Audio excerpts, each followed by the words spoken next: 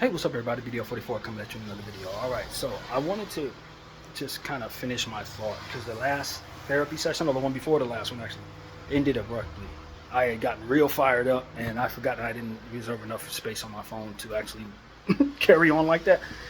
But at the end of the day, man, I feel that we need to, instead of following other people down paths such as gangs and cults and stuff that we have no business doing, that ultimately reflects poorly upon our lives and reflects poorly upon our last names with the practices it may engage in, we need to strengthen our resolve in creating cultures that don't follow people down paths we do not want to be in.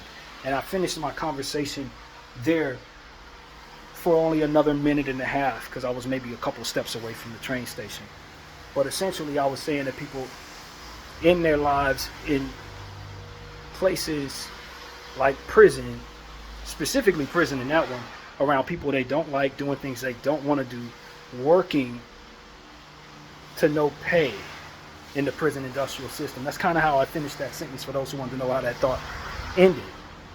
And it was unnecessary because ultimately they're following people down that path without actually understanding that it was a person who created that for which they follow. A person just like them who wasn't following the status quo, but more so looking to grow in their own light without the presence of the approval of others around them who were destined to follow the same fate as them, if not for following something that shouldn't have been followed. Everybody wants to feel like they belong to something, except for us introverts who literally don't want to be around anyone ever. And that's a normal thing for those who do. But we can't blindly follow certain cultures and certain practices that lead us down the path from which things only get worse from there. I believe that certain things should be followed. Certain things were dreamt up for our betterment, and we can hover around it as human beings and find fellowship in that. But the things that have destructive connotations to it, we should normalize finding something that doesn't, and stand away from those things that have that negative connotation.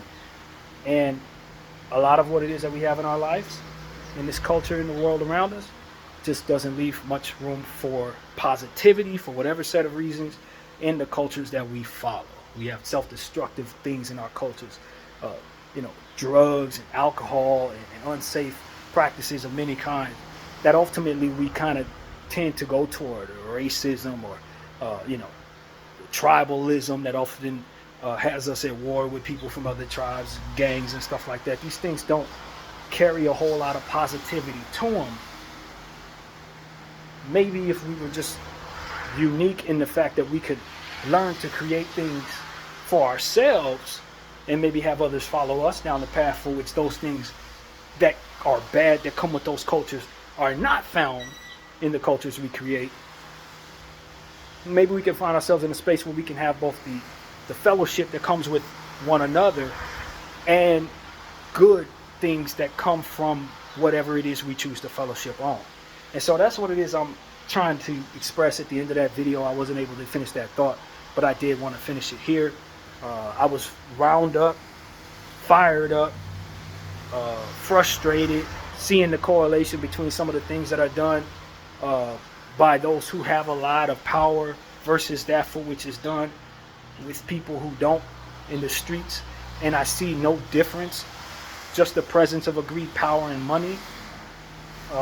But really the idea is people want to belong to something and want to not be outcasted by the people that ultimately belong to whatever it is they want to be a part of. And that is no different in so many different waves of humanity.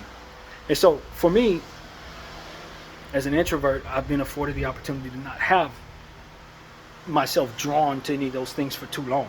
I may think they're cool from afar, but I was never involved in any of that.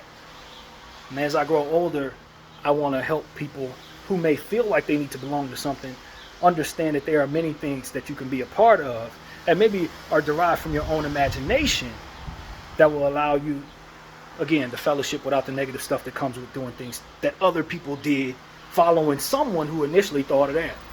And so that's what I'm saying, man. Let's be creative. Let's find positive things that yield us great fruit and don't have us thrown in prison or having people hating our last names because of it. You know what I mean? Let's start normalizing, bringing forth positive things to fellowship on, positive things to gang around, positive things for which to belong to. That's ultimately the finished thought of that particular therapy session. My name is Bdf 44. I thank you all for watching.